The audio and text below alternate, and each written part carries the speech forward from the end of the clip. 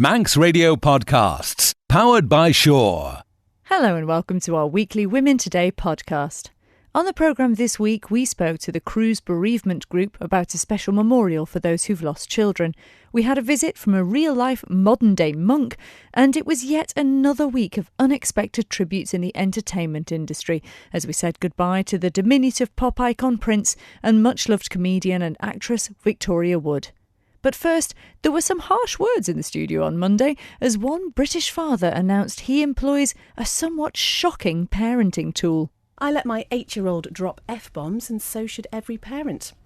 Not my exact thoughts, some of you may be relieved to hear, especially as I have my mother-in-law in the studio with me. But one father has taken to social media to say sometimes the best way to let your child know you care is by letting them say filthy, filthy words.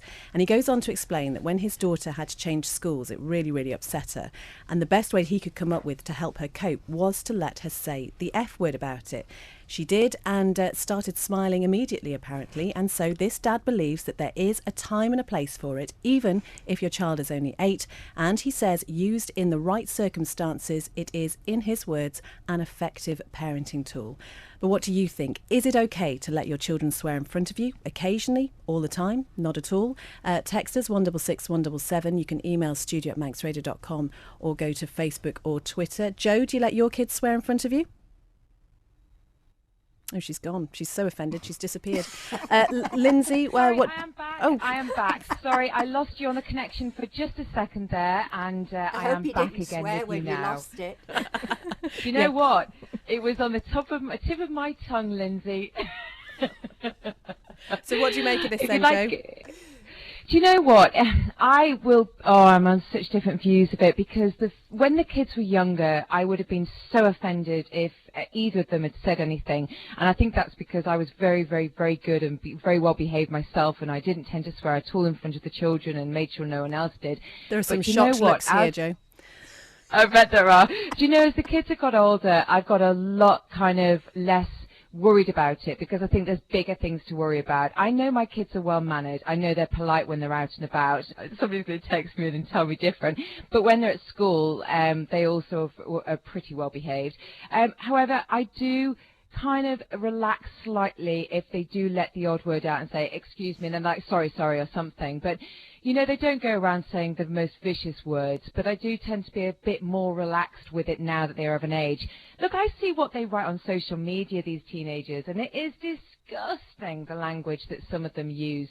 But until I see my kids using it, you know, I suppose I'm just a bit more relaxed with it, is what I'm trying to say. There's bigger things to worry about, I think, than the odd swear word that comes out of their mouths. Lindsay, you have 3 grown-up children now. Would you have been okay with them swearing in front of you? I certainly wasn't when they were younger.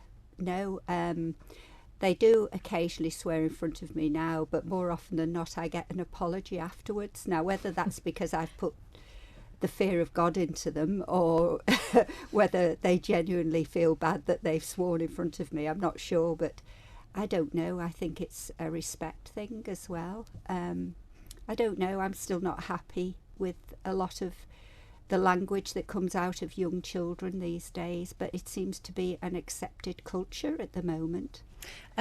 Jenny, your little boy is only 2. I'm assuming he doesn't swear that much. But would you be okay with it as he gets older? I would try and not let him swear. It's just, but personally, I'm not really into swearing, and I do agree with Lindsay there. I think there's a lot of swearing included in TV programmes. It's everywhere. There's swearing everywhere, and so no wonder the kids are picking up. But I'd really try to stop him swearing if I could. The thing that kind of struck me in this story about the dad trying to let his daughter say swear words and things to express herself, I think is wrong, because I think you could teach her a different way of expressing yourself. Why can't you do it through poetry or something artistic? I think there are other ways of dealing with it. Some people might say, though, that they believe that swearing is a form of artistic expression. Myra, you're looking aghast at me there. I'm taking it that you wouldn't be particularly impressed if you saw a young child swearing. I think that the problem with it is that they are not necessarily old enough to know when and where it's acceptable.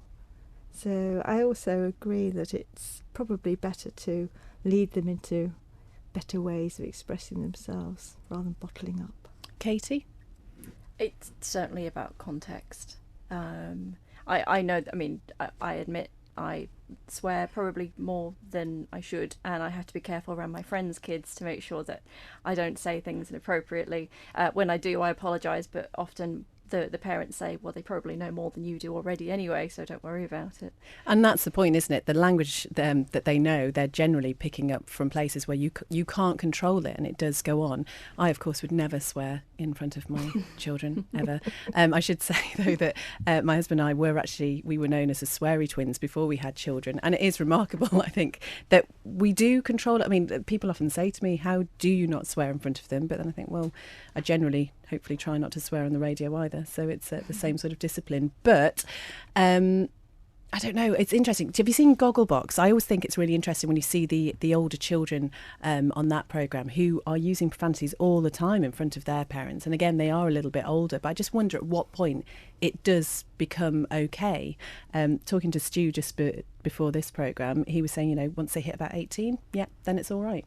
Yeah, I can kind of understand that because, that they're in control of their own mind. And a lot of the children, I suppose, who are saying these swear words at the moment may not completely understand what they're saying. So I think maybe when they're a bit older that, they have control over what they're saying. And, you can't stop them really at that age, I don't think. And when they go out with their friends, they're probably going to swear and things. So you can't stop it exactly. Okay, some of your thoughts. Brian says, most definitely not. You asked the question if using the F word was okay. No way. As your lady in the studio just said, it's all about respect. Children should not have consent to use such language. So disagreeing with you there, Jo. I understand the actual idea of respect around it totally. One of the things that I have realised, though, is that Molly opens up a lot more and talks to me if we can talk on a similar level. And I'm not saying that she will drop the odd F-bomb in there, not those types of words, but when I'm not actually scrutinising her over every word that she's saying, she does tend to open up more. But talking about daughters, Beth Espy, did I just hear that you don't tend to swear in front of your children? Is that what you said? Well, yeah, okay, I agree you don't drop the F-bomb obviously in front of them. However, wasn't it the other day you were driving to my house and somebody was in the road with their dog and you were in a rush and you were coming to my house in the car and you said, can I say it on the radio? No, I can't. But you turned round and said, get out the way, you man. And did you have a little girl in the back of your car that may have just repeated every single word that you just said without the in the way? It wasn't the worst it could have been. But no, but I think what that shows, do we? What that shows is that it's very unusual, and she was so surprised that she just wanted to try that word out for herself. Thank you for dropping me in it there. Really appreciate it. That was the stress of the moment. That's different than actually teaching your children to say them. Exactly. To get rid of their temper. Mother-in-law, be quiet. Yes. I thought I was going to be in trouble then. Flipping heck. Now, Jo is broadcasting from Peel again for us today, and as has become a bit of a thing this week, you have a guest on the sofa with you, Jo. I have indeed. I just pulled these people up off the streets to come and join me because I'm a little bit lonely at the moment, I'm sure. No, I have got Kimberly here, and Kimberly's in Peel, and she's going to tell us a little bit in a minute why she's in Peel. But just tell everybody what it is that you do, Kimberly. In the day, I actually work as an events coordinator, but at the weekends and in my free time, I work as a makeup artist. What exactly does that involve? It can involve anything from a bit of occasion makeup, a bit of lipstick, bit of mascara, all the way to this weekend I'm actually going to do a slit throat that pumps blood. So no, hang on a minute. You're not going to perform it. You're going to make it up, right? Yeah, just to clarify, that's with makeup, yeah. I'm just popping out to do slit throat, that as you do. So what is it that you love about your job?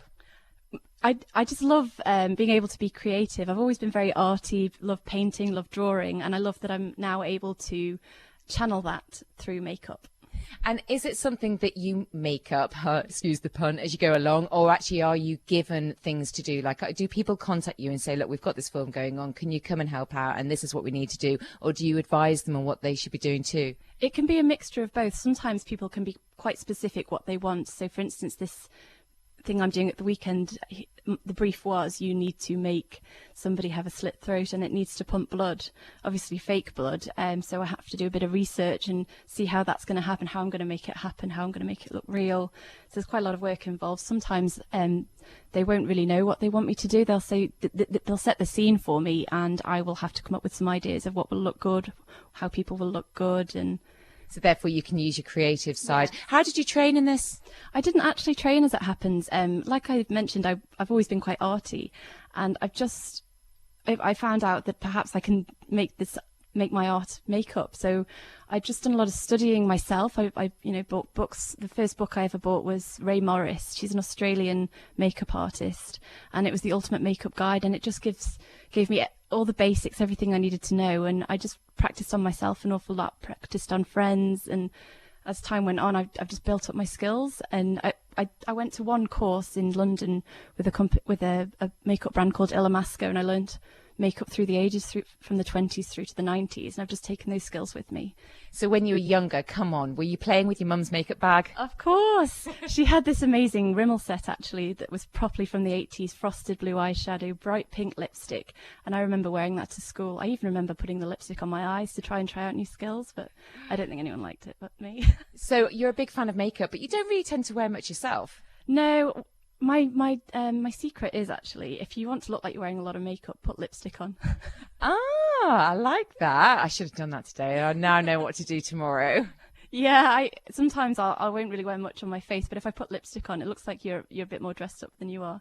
Now, we're going to get you into the studio as a guest for the whole show at some point very soon, so you can actually do the makeup for the three of us. And I've always been a bit terrified by makeup artists because I always feel as if they're going to completely overdo you. But you tend to do more of a natural look, don't you? Yeah, I mean, at the moment, there's a lot of trends on that are led by Instagram, and what you don't realise about Instagram, that it's all quite heavily filtered, heavily edited, and when you're trying to achieve that look in your everyday mirror, it's just, you have to layer on so much for it to look as perfect as it does in the pictures, and I think it puts a lot of pressure on people, to be quite honest. Well, I think you're going to need an awful lot of time to work on us.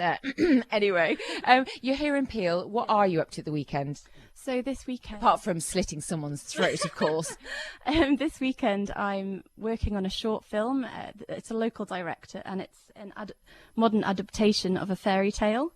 So it's going to be quite interesting. It's got a twist in it as well, hence I bet you can't remember a fairy tale where someone gets their throat slit. So obviously it's a new version of it. You're having to be quite secretive about it, aren't you? Yeah, it all will be revealed within time, but at the moment, we'll keep it under my hat.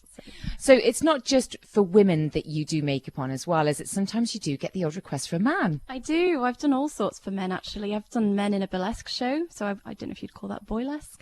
I've done a Grinch at Christmas. In fact, I even had a gentleman who liked to dress up as a lady on the weekends ask for a makeup lesson, which is good fun.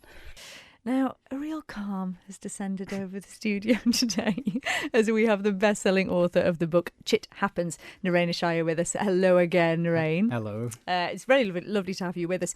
So to start with then, how easy is it to find peace in this crazy busy world? The finding of it is easy. It's super easy. The difficulty with it is nobody believes that it is easy. And so it requires a little bit of willingness to give it a shot and see what happens. But ultimately, it's beyond simple. But then, you see, I've done bits of mindfulness and meditation and things before, and the one thing I would always say is the person who's usually instructing will say, it's very easy, just empty your mind, thoughts are like clouds that pass through. I cannot still my mind for anything. And is it just a matter of practice then? Yeah, and it's not even necessary to still your mind. And that's one of the biggest misconceptions, The reason why people don't experience more peace or even give it a try is because there's all these misunderstandings and half-truths about the process. And one of those is that you have to still your mind, and you don't. It's quite interesting. So, and we were talking before about the idea of being free in today's world. What would you say are some of the limitations that are on us? It's a case of mistaken identity, really. I mean, most people, if you ask them what causes them stress, they'll say, my next door neighbor causes me stress because he plays loud music, or the crisis wherever causes me stress, or money causes me stress. And those things are challenges for sure, but the stress, very few people can see it on their own, that the stress is caused by our relationship to those things, not those things. You know, the modern world is no more stressful really than at any other time. But what causes you stress is not the things, it's your relationship with those things. So it's about response, probably. Exactly. Yeah, the ability to respond differently. And also, it's not, we look on the outside to the things I just talked about that we think causes stress. It's also that we don't see that it's our thinking mind's response to those things. Because the thinkingness that goes on in the mind is somehow seen as being me. I am that collection of thoughts. And actually, you're not that collection of thoughts. And so the value of things like meditation is to begin to change your relationship to the thoughts that run through the mind. You know, not as a concept or as a belief, but as a living experience that no matter what thought arises in the mind, it need not change your subjective experience of peacefulness. You know, and that's not, I don't mean that as some kind of weird Eastern concept. I mean, it's the moment by moment choice that every human being is presented with, and almost no one knows they have the ability to make. Now, you say it's not, you know, sort of some peculiar Eastern concept or anything. Would you say that what you teach has any sort of basis in religion, or is it's sort of a spiritual thing? It's a spiritual thing. I mean, it's a psychological thing. It's a spiritual thing. No matter what approach you take, it's the same thing. You know, I don't really want to brand. It's very spiritual because it's an intimate journey of self-discovery, which to me is what true spirituality is. But it's also psychological because it presents you with the ability to transcend anything that's happened in your life that causes you pain. You know, there's nothing that you can't transcend that's happened. You just need to be able to discover something more appealing. And those things that we hold on to from the past, or those fears about the future, they dissolve into something much more beautiful. Now, you mentioned pain there. Is it, I mean, that can be a physical thing as well, obviously not just an emotional thing. And would you say that meditation has physical benefits as well? Oh, absolutely. Many physical benefits. Again, it's your relationship with physical pain. Your relationship to the pain can, and I know that from my own experience, can change radically. Yeah. Do you mind sharing your experience? Yeah, I mean, I have a spinal condition that for many, many years caused me pretty constant back pain. And it's not that the physical sensations have gone away, but my relationship to them have changed to such an extent that it no longer causes me any debilitation whatsoever. Wow, that's quite fantastic. So I'm curious to know then, because obviously you have experienced great benefits from this. How often do you meditate? How long do you spend meditating yourself? It varies. I mean, my daughter is 2.5 years old and she's amazing, so less now than before. But every day I meditate. Some time in the morning, some time in the evening. And do your family practice it as well? Everybody, yeah. Is that because they want to, or is that sort of a, come on now, family, we're going to sit down and we're going to do this? No, it's because they want to, you know. They want to. I mean, my mom learned because she saw such amazing changes in me that she decided she wanted to learn. Like, whatever I was doing something beneficial. Mm-hmm. Can I ask what brought you to this? How did you come to start doing it? I mean, I can ask you this question. When you were young, when you were really little, did you feel like there was something you were here to do? Mm-hmm. Did you feel like there was some kind of unbounded purpose to being here? Yes. Yeah. I suppose so. Yeah. 90% of people I've asked that to would say the same thing. You? Yeah. And so for me, that was the case. I didn't know what it was, but I knew there was some amazing somethingness to being alive. And then when I didn't start to come, when I couldn't find it, then I started to, like a lot of people, shut down to the possibility. It didn't seem like the dream was real. And so by the time I was much later in life, I was hiding from that, just doing as many drugs and drinking as I possibly could so that I wouldn't have to think about it. But then when I was in my mid-20s, I woke up one day, literally just woke up, and it was like an alarm clock had gone off. It's like, I don't know what this is, but I have to find it. And so it's not about one particular path or one particular practice, but it's about honoring the part of you that knows that no matter what you do to express yourself in your life, and all of it's amazing, no matter what you do for a living, what you're really here to do is to discover what you are and who you really are, beyond you as an individual timeline, beyond you as a career, beyond you as there's something greater that you are, and you're here to discover that. And so meditation is a way for you to go beyond what you're not and discover what you are. Can I just ask whether any of your techniques kind of help people with phobias and fears? You know, because I've got a fear of heights. I'm a pretty scared sort of person. But do you find that some of the techniques you use kind of assist people getting over these fears? Yeah, I mean, again, I had that experience too. I had a massive phobia of spiders. Oh, yeah, me too. I don't know where it even came from. Where does something like that come from? I You have know, no I don't know, idea. but I had it. And then I didn't notice anything had happened until one day I just caught one and put it outside. And after I'd put the spider outside, I was like, holy cow, how did that just happen? I couldn't even be in the room with a spider before that. And I've seen that with a lot of people. Yeah. Yeah. It's brilliant. So have you noticed over the years since you've been doing this, has there been a change? Are there more and more people? It feels to me like more and more people are becoming interested in this. Yeah, for sure. That's the case. I mean, in a lot of different ways, you know, things like mindfulness, things like meditation and yoga are becoming much more popular. And maybe it's because the perception of the modern world being more stressful is like that unconscious or conscious questioning, there has to be something more, is coming up for people. Mm-hmm. And you're going to be talking about this at an event this evening, aren't you? Can you tell us a bit about what's going to be happening tonight? Yeah, I don't know, really. There's going to be... I find it hard to plan anything, but there's a lot of people coming to the Peel Centenary Centre, yeah. And the doors open at 7, and we're going to start around 7:30, and it'll be dictated by who shows up, really. But I'm going to be talking about more in depth about the ramifications of this and why you might want to take seriously the options and the possibilities that your life is presenting to you. Is it going to be sort of like an interactive thing? Can people ask you questions? Or I certainly hope so. Absolutely. Yeah. So just to remind you the details of that, so it's at 7:30 this evening, doors open at 7, and it's at the Centenary Centre, and I believe it's free. It is free. Which is amazing. Why do you like these things to be free? So that people can come. There's no excuse, ladies and gentlemen. It's a free event, and it could change your life, basically, couldn't it? I hope so. You know, if there's one person in that audience who hasn't heard and is lit up to the possibility that they could experience life in a different way, then it's worthwhile coming here for that. Lovely. And where can people find out more about your work itself? I have a website for the book, which is, do you have that? Is it not just NarenaShire.com? That's it. Yeah. Okay, so you can go there, and presumably you'll have the book with you this evening as well. Yeah, the book will be there, and there's links on that website to other things like the meditation that I do and some other things. There's some video and articles and blah blah. Excellent. Well, I'm already feeling a lot less stressed.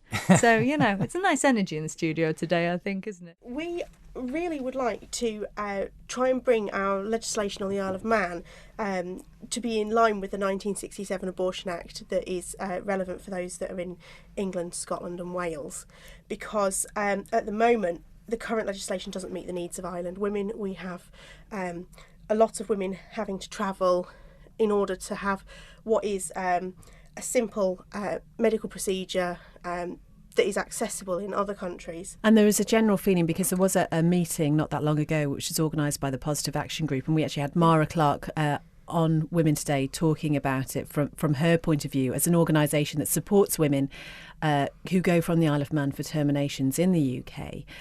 And the general feeling, am I right, at that meeting was that really the Isle of Man's laws are outdated. They're outdated and they don't meet our needs as a population. What's really worrying is that it essentially divides people into those that have the ability to choose in terms of the finances and the time, and those that don't. And I think this is all about choice. This is all about people being able to make the choice that's right for them. I'm sure many of us will have seen photographs of abortion clinics in the UK, further afield, where you have campaigners camped outside, shouting obscenities at people going in. I mean, surely that's not a situation we want to see over here. No, it's always difficult on a small island when, trying to keep your own business to yourself, and it's not something that anybody should have to share with anybody else. In terms of the practicalities of whether or not abortions are carried out on island or off island but funded, that's something that we really need to look at the practicalities of that. But the fact is it should be available in some shape or form. One of the things that I think is really saddening is that women generally would prefer to have an abortion at an earlier stage in pregnancy, so perhaps prior to 8 weeks or prior to 12 weeks. But because of the situation we have at the moment, they are having to travel later in their pregnancies and have a termination at a later point than they would maybe want to, because of the fact that they've got to save up, they've got to book travel arrangements, they've got to book childcare, they've got to get time off work. And so I think that it might be that if they're able to provide the abortion tablets that are suitable for prior to 9 weeks on island, that might make things a lot easier for many women, and it would also reduce the number of people who are having to buy medication online, some of which comes from reputable sources and some of which does not. And that's the worry, isn't it? Because there are going to be women out there who feel completely desperate. They found themselves in this situation and they don't quite know where to turn. And when you're in that sort of situation, you reach for measures which could potentially be really, really dangerous. Absolutely. The fact is, at the moment on the Isle of Man, we do not have safe and legal access to abortion for a lot of women. And I think that there are some people in unimaginable circumstances who might take real desperate measures. And that is not where we should be in 2016. It should be said, though, there are certain provisions where a woman can be granted an abortion over here. There are some abortions that are carried out on the Isle of Man. It's a handful, and it's for quite specific circumstances. There's a lot of hoops to jump through. So in terms of having to see 2 consultants, the waiting list for that means that in practice you can't have an abortion before a certain point in time or at all. And so I think it's the 1967 Abortion Act in the UK would be more practical to apply here.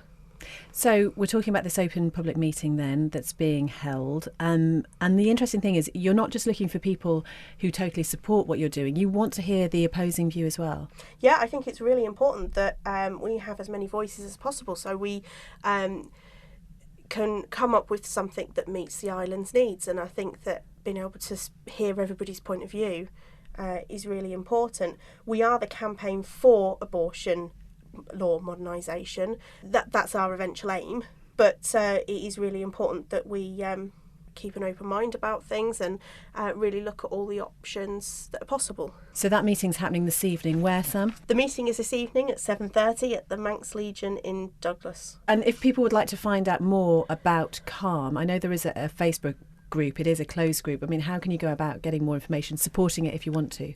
I think the best way to get more information is to come along to our meeting and be a voice and also hear what's going on. There is the Facebook group, which is a closed group, so you'll have to ask to join, and then one of the administrators will then accept you into the group. Women Today, sponsored by Citywing. For business trips or family breaks, fly with citywing.com. You are listening to Women Today. It's just coming up to 2:45 now. I'm joined in the studio by Amanda Kafira from Cruise Bereavement Isle of Man, the Reverend Daniel Richards from Kirk Braddon Church, and also from Judy Arnold today, BEM, I should say, who's a long-standing cruise volunteer. Thanks for joining us today in the studio. It's lovely to have you all with us.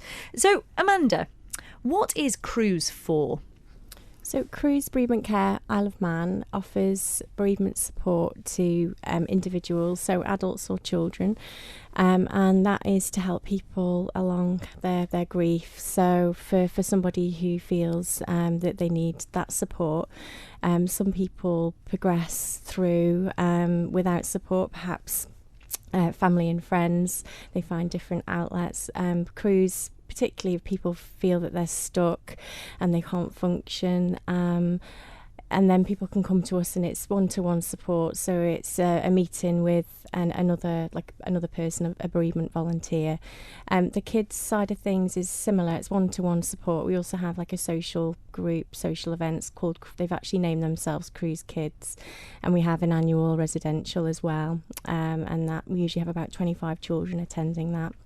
And the support that we give starts from kind of very young age. We've supported children from as young as 2 years of age up to kind of 18, and then obviously they would move into sort of the adult service after that. It must be very difficult to know how to deal with a child of that age who is grieving.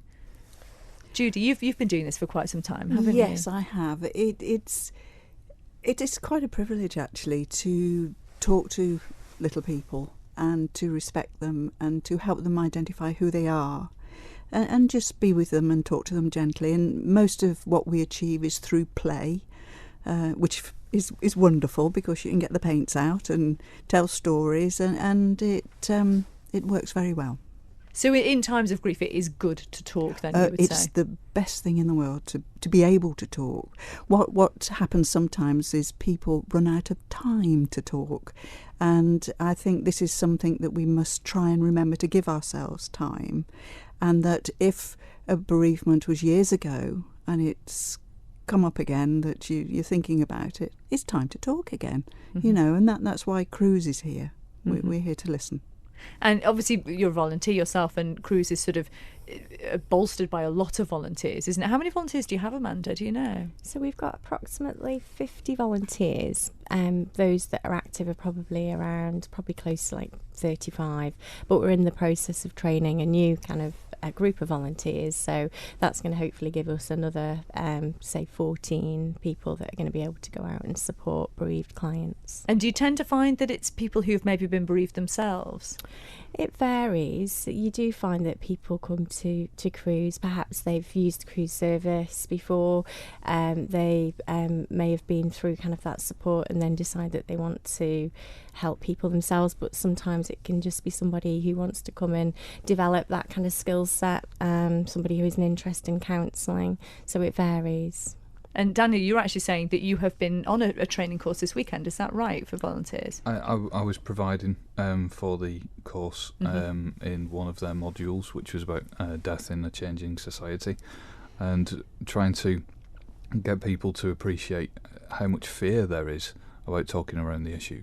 People are often afraid to approach talking about end-of-life issues. So if you're trying to encourage people to look at a will when they've never made a will, some people think they're invincible, and they're often afraid of even having the conversations with their closest people, spouses, partners, children. But I think as well it's helping people find a language where whatever is going on inside has an outlet of some kind, and an outlet that is helpful. For some people, they're very much afraid, as Judy said, to approach talking, and then it can just get bottled up for a very long time, and you might find that whatever is inside explodes, unhelpfully. Now, Lindsay, this is interesting because you were actually saying to me earlier that you went through a bereavement of a child, didn't you, some years ago, and you were very conscious yourself that there wasn't really anyone that you could speak to about it. No, it was dreadful. At that time, I was living in Southport. I think I did the programme here a few months back when you were talking about stillbirth, and I got no help, no. I just got sent home after a couple of days. And it was months later when I actually went to my doctor myself, because I was just so down and crying, and nobody talked to me, nobody spoke to me. I don't even know where my child was buried. Wow. I wasn't given the child to hold, I wasn't given a chance to name him, nothing. Now, thankfully that sort of thing wouldn't happen today, would it, Amanda? I wouldn't have thought. I think certainly looking at what's been happening on the islands, we work closely with Tabitha's Trust and Little Piece of Hope, Sleeping Angel Wood, and I think all those charities that their objective is to look after the needs of bereaved parents, and Cruse obviously the emotional support. So I think when you look at the work that the other charities are providing together with Cruse, I would hope that isn't going to happen in this day. It's sad that people had to experience that. And I think one of the things, obviously, we're talking about today is that there is going to be a memorial service held this weekend, which is obviously very important. Daniel, it's being held at your church at Kirkbrad, and tell us a little bit about what that's going to entail. Well, the central part of the service, if it can be called a service, it's more of an event, really. We don't want people thinking that it's religious, because people are often afraid of approaching these circumstances because they may not have had any helpful experience from religious groups in the past. So it's a way of providing a space for people to know that they can honour that life in the same way that you just shared. For people who've never been able to name a child that they had who may have died through miscarriage or stillbirth, we were in that situation, some of us ourselves, and so this is an opportunity to provide a name for that person who you recognise and who you want to be remembered for the rest of time. So the service itself incorporates poetry, this is a variety of poetry, some of which is quite raw, some of which is very positive, but all of which is about being hopeful. There'll be opportunities to listen to music, some music that is well known to us, which gives us time to reflect. Then there will be a reading of names, so the names that we've been provided with by people who would like that name to be read aloud, that will happen as well.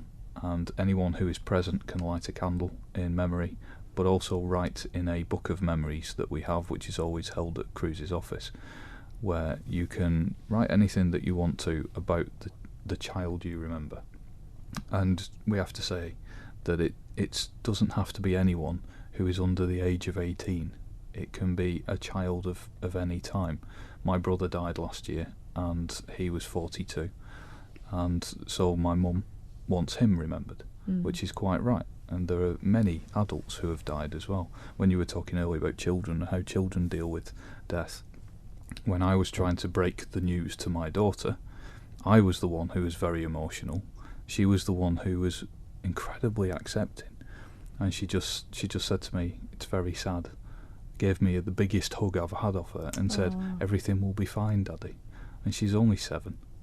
But children can deal with so many issues better than adults can. And I think that's why we try and provide this time, so that adults know that they can, in a safe space, remember those they love and perhaps do things that they've not been able to do before, which is name the ones that they love.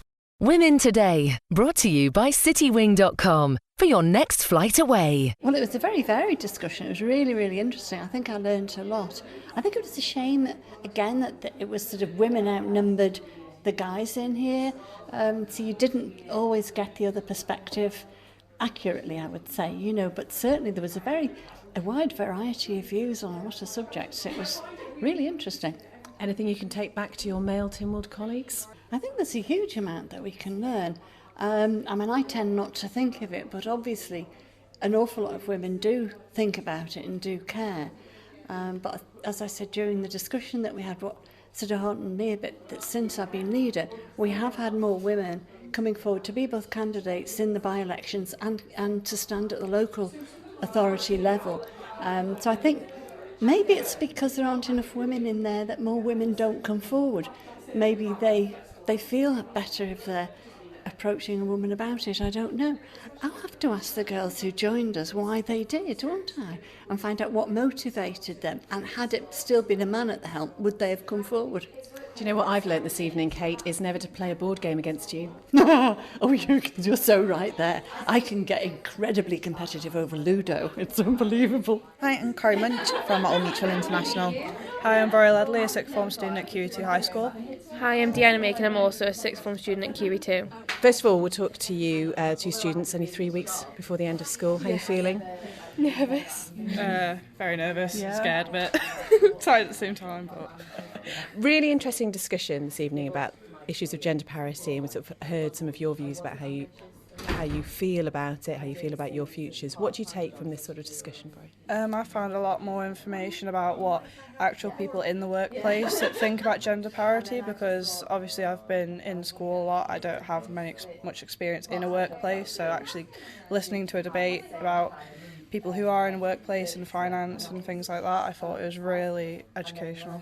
It was pretty much the same. I didn't know too much about it until obviously I came here and started talking about it, but it was very educational, and I know I'm thinking about my career options a bit more now, so yeah. It was really good to hear from what you two were saying, is that you don't really seem to see any limits because you are young women. No, we don't. At school, we're all treated pretty much equally. We get our own choices of what we choose to take as subjects and stuff. Teachers will help and guide both male and female students equally and as much as they can as well. Corey, how did you feel listening to all this discussion this evening? Yeah, it was good to have a varied group. From obviously there's a lot of others from Old Mutual International, but also to have younger people and to have the guys there as well. Obviously it gave a balance to the discussion, and it felt like it was a good debate about what the issues are and how cultural shifts are impacting on that, and seeing the change, especially like with technology, making flexible working more achievable for women, so that they can build that in with family life, and as much for men as well, to be able to build in with family life, and looking at, we sort of discussed over cultural changes, and even within Europe, the Scandinavian countries that are looking at that kind of 4-day week for people with families and stuff. It's all quite interesting. You've got a 6-year-old son. How much pressure do you feel in bringing him up in this environment to make him aware of these sort of things? I think it's about just making him realise that the stereotypes that are maybe portrayed in the media isn't all there is for a boy to be. I'm very fortunate in that my stepfather's a nurse, and my father is a businessman. Again, with my partner, his dad was high up within a corporate world, and then he's got an uncle who's a stay-at-home dad. So he's got a real variety, I feel, of male influences in his life, where he can see that actually a man can take on that caring role, but he can also, if he wishes, hit that glass ceiling. As it happens, he wants to be a paleontologist. So. and throughout this evening, we were hearing about sort of working practices here at Old Mutual, and it seems to be largely positive here as well. Yeah, definitely, and that was a big thing. I only moved into the company 15 months ago, but looking at the benefits package, it looked like it was very supportive of women taking time out if they choose to have another child, and also, that family flexibility. I've never had an issue. My son, actually on Monday, I had to leave early to take him to the doctors, and my manager was like, "You don't even need to tell me," and it was just like, of course you go, and that family first aspect definitely comes through here. Now, tributes have poured in today for Victoria Wood after her death was announced yesterday following a very brief battle with cancer at the age of just 62. The award-winning actress, writer, comedian and singer won the talent show New Faces in 1974 before going on to become one of the country's most loved comics. Friend and actress Sally Ann Triplett says it was her talent for observation that made her one of the greats. She just immersed herself in this world and just looked around her. That's what everyone loves about what she stood for, was that it was just real life. She was just a genius at comedy and timing and the truth. Her longtime comedy partner Julie Walters has today said she's heartbroken over the death of her friend. Following the news, devastated Julie said she was too heartsore to comment and added the loss of her is incalculable. They worked together for nearly 40 years in their sketch show Wood and Walters. Victoria Wood as seen on TV and Dinner Ladies, of course, and Julie said she was always her friend's biggest fan. A much-loved comic, Victoria was certainly unique and was one of actually very few female comics at the time, which was a struggle for her. I didn't know whether I could make a career out of it.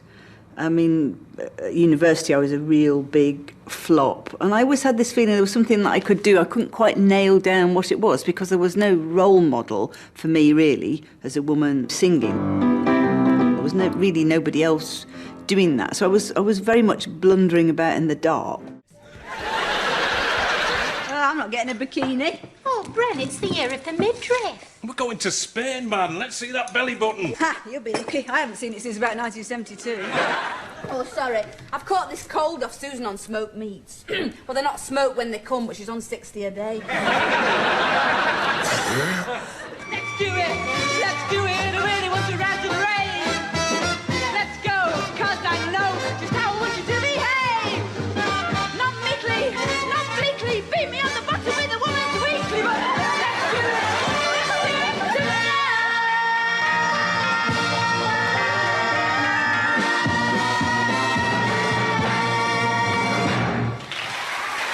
Thanks for listening to our best bits of the week. If you missed any of last week's programmes and would like to hear them in full, you can listen on demand at manxradio.com for 7 days after broadcast. You can find us on Facebook and Twitter at MR Women Today. Don't sit in the slow lane. Join the fast lane right now with Shaw's all-new Superfast Plus broadband. Enjoy more bandwidth, amazing speeds and the best value on the island from just £23.95 per month. So don't be left behind. Get a piece of the high-speed action with Superfast Plus broadband from Shaw. For details, visit our stores in Douglas, Ramsey and Port Erin or click shaw.com. Love being Shaw. Terms and conditions apply.